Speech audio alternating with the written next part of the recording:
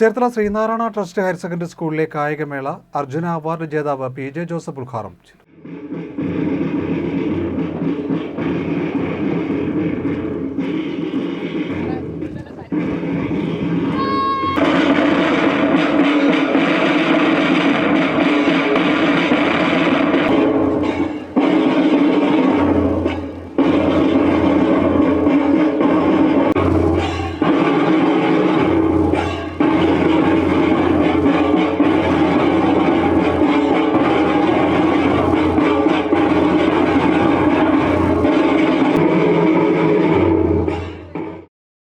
Cherthala Sreenarayana trust higher secondary സ്കൂളിലെ കായികമേള Arjuna award ജേതാവും ജില്ലാ സ്പോർട്സ് കൗൺസിൽ പ്രസിഡന്റുമായ PJ ജോസഫ് ഉദ്ഘാടനം ചെയ്തു.